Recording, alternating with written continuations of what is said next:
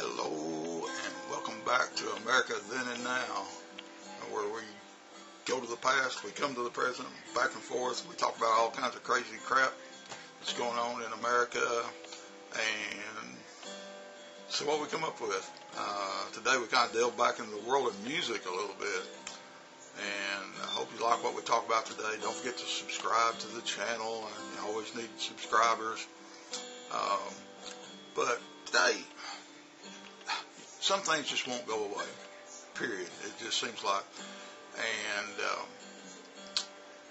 when I was a kid, I remember my dad listening to Neil Diamond and Johnny Cash and all this stuff, and pulling those albums out and playing them on the record player. And my mom, because my mom and dad were divorced, so my mom listened to a different kind of music too.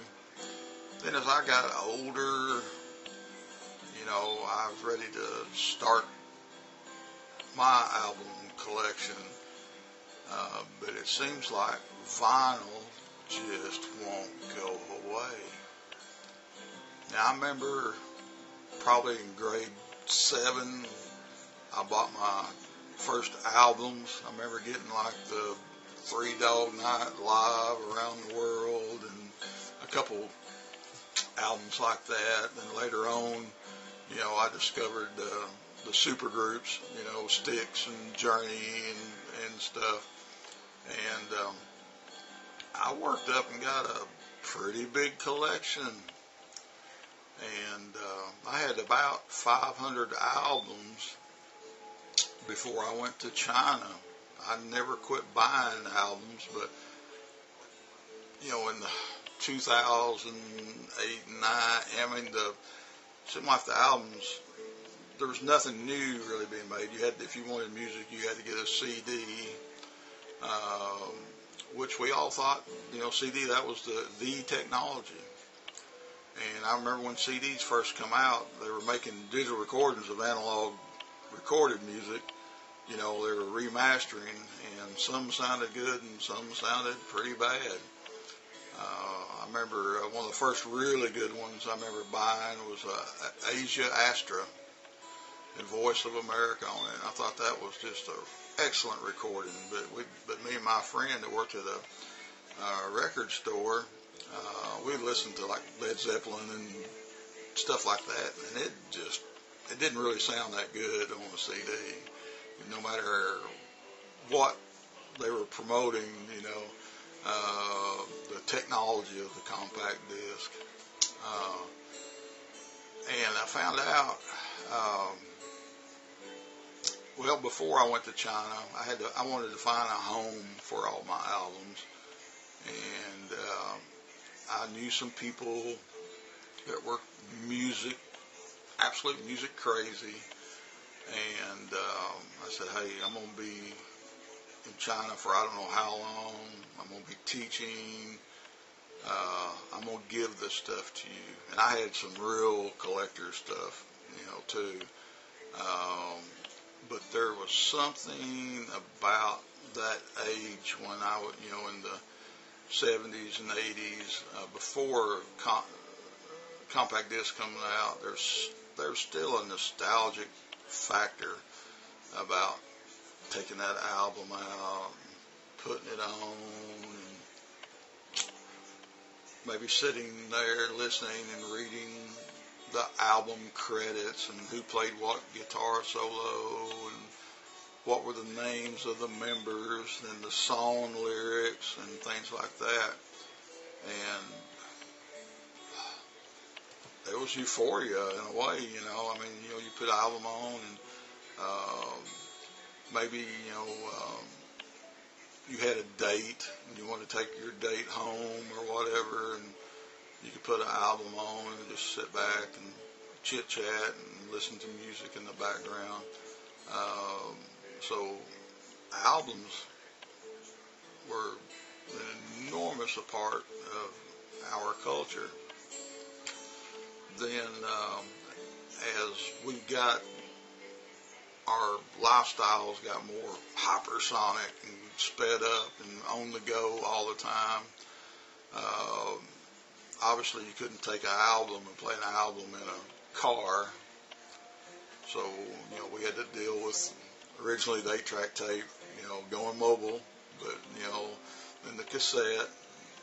In cassettes, you'd wear out a cassette in no time, and you'd go pull that cassette out of the player and, it'd spider web all over you. So when CDs come out, that was probably the perfect mobile music. And I admit that, I liked, like I said, they figured out how to make good CDs really quick, how to remaster all the stuff and everything. And so that's cool. We're mobile now, we got CD players and whatnot. But something had happened during that time I was in China. I worked in China, almost 10 years, 9 full teaching years. And that time that I was gone, there's a revolution going on in America about going back to vinyl, going back to the albums, going back to home listening. And but I didn't know it at the time. Here I was in a whole different world. But I come back, not 2 years ago yet, maybe a year and 9 months ago. Over a year and a half ago, I came back, and I remember going into Walmart, especially Walmart, and I'm walking by the music aisles, and I'm seeing albums. What in the world's going on? There's albums over there. Now the stuff that Walmart had, and still has, mostly classic material, but come to find out, there's tons of new stuff being put back on albums again. I thought, man, that is so cool. Then I'm thinking, well, when I was a kid, we had that record player that played the album, and you had the dual cassette decks, and you could dub a CD and all kinds of crap and record from the album to cassette. And, we all had these really cool stereo systems, record player stereo systems. And I said, well, all that's gone away. But come to find out, after I got back to America, man, this resurgence, I thought it was cool. Man, this brings back my time for sure. And then I got to looking, and they're making all these new turntables. People aren't collecting the old ones. People are going out and buying new record players. I'm going, wow, that is so freaking cool. And today I was reading something, and that's what prompted me to just go on and step in and make this video real quick, is some things just never die. It's kind of like biscuits and gravy. Just to throw something out there, the vinyl record industry is thriving. And before I made this video, I was doing a little research. I just wanted to see, what's really going on out there. Because I hadn't been back that long, and I found out in 2019, guys. Understand, I was in China, so I wasn't up on all these facts and figures, even on the big music person. In 2019, $224 million worth of albums were made. Albums outsold compact disc.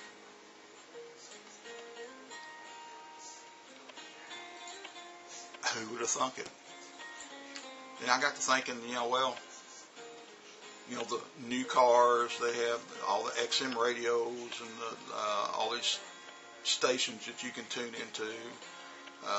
It's a lot easier now. You can just download stuff and put it on a USB. So there's lots of cars now don't have CD players. Crazy, huh? And that kind of explained to me why CDs are dropping now.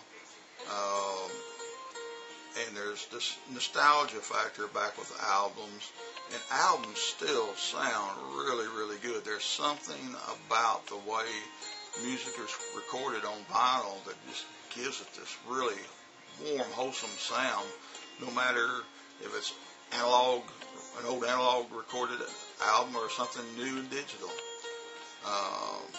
So some things just don't go away. And now I'm thinking, wow, if I could just find people I want to listen to their music. Because for me, as an old guy, I want to go back and maybe try to get some of these older albums I used to listen to all the time.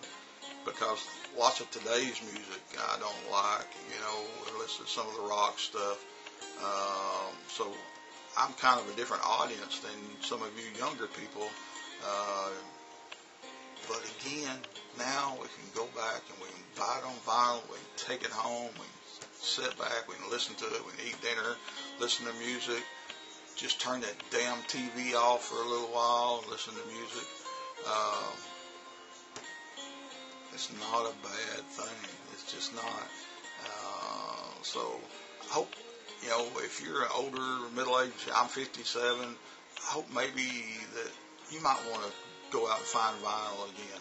Maybe your old record player quit working and you need to go buy a new turntable. Well, they got some really simple turntables, $100 or so. Then of course, it's like anything else. You can pay $800, $1,000 for one. But maybe it's time to go back, invest a little bit in that music. Sit back and remember those good old days, and maybe these new old days too. So anyhow, something about.